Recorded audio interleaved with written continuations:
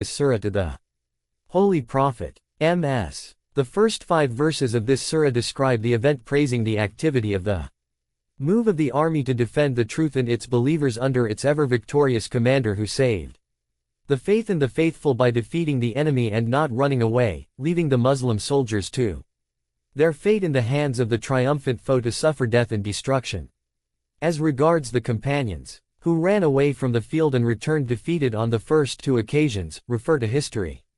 References to the glorious march of the chargers of the brave defenders of the faith, running fast, panting. Besides the reference to the particular expedition known as Zatus Salisal, the first 5 verses may refer to the camel, or horse cavalries which were used by the Muslims against the disbelievers, or for pilgrimage. AP. Verse 2. The march being in the night, creating bright sparks of fire by the striking of the hoofs of the chargers on the rocky soil on which they marched. The references to the expedition of the believers led by Ali, surrounding the enemy by surprise in the early hours of dawn, for this justification of the action explains the ungrateful attitude of the enemy who treacherously violated the treaty of peace with the Holy Prophet and killed in cold blood several Muslims. Ghazwa al-Zatus Salisal. AP. Verse 3. The chargers of those who attacked the enemy at dawn, for Ali had made the attack on the enemy in the early hours of dawn and had taken the enemy by surprise. Verse 4. The dust raised by the rush of the chargers, on the enemy, all of a sudden. Verse 5. The actual fall of the believers on the enemy's forces, with the consolidated heaviest pressure on them. Verse 6. The Holy Prophet said the Qanud is the one who eats alone and obstructs others receiving anything from anybody, i.e. grossly selfish. He who receives gifts and wages, war against the benefactor himself. Reference to the enemies of Islam, who though under the obligation of the grace of God, reject the belief in him and wage war on the believers. Verse 7. The selfish and the ungrateful disbeliever proves his selfishness and ingratitude by his own deeds, without the necessity of evidence from anybody else. He shall be in a life, well pleased with 101. 7.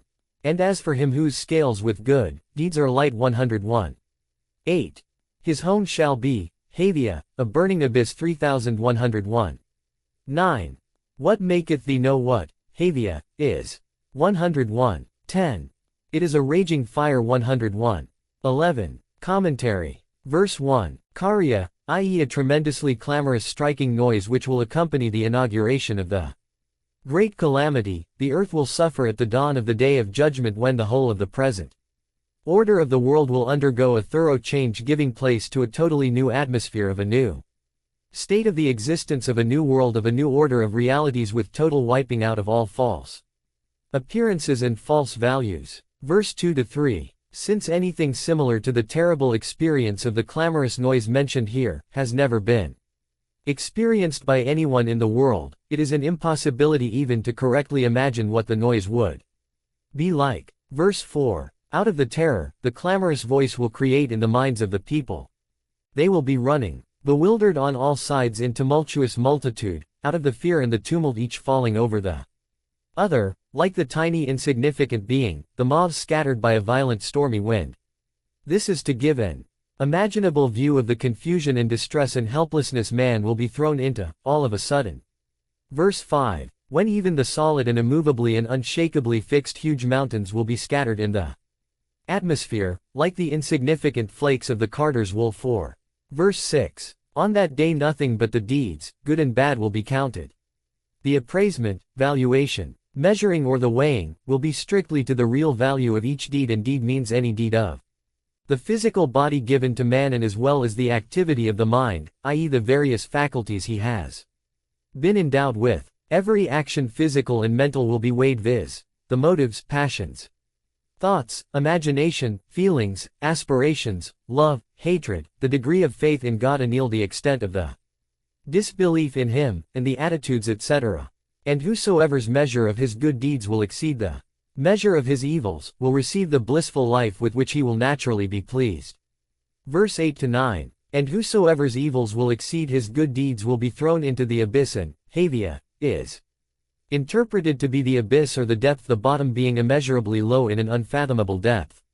Verse 10. As man in this life cannot rightly imagine the like of what the Karya, mentioned in the verse 1 above, will be, he cannot correctly visualize the likeness of the abyss called Havia, which will be the abode of the wicked. Verse 11. The simplest note of description of the abyss, Havia, is that it is a blazing fire and the rest of it to be experienced and known when it is given to the wicked on the day of judgment.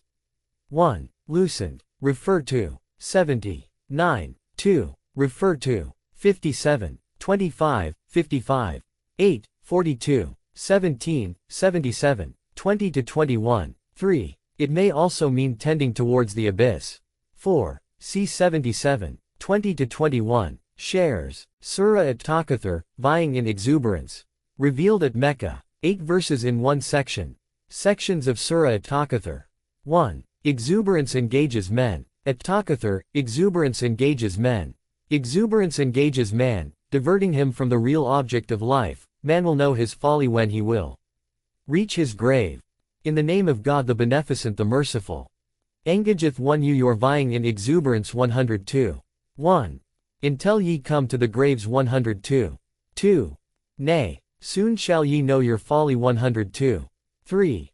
Nay, nay, soon shall ye know your folly 102. 4. Nay, would that ye knew it with the knowledge too, of certitude nature 102. 5. That ye shall certainly see the hell 102. 6.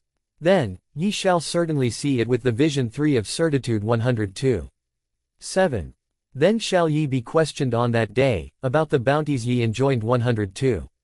8. Commentary. Verse 1. The occasion for the revelation of this surah has been reported to be that the people of Bani Abd al-Manaf, Bani Qusay and Ibn Sam ibn Omar, got busy in a mutual contest of pritting over each other.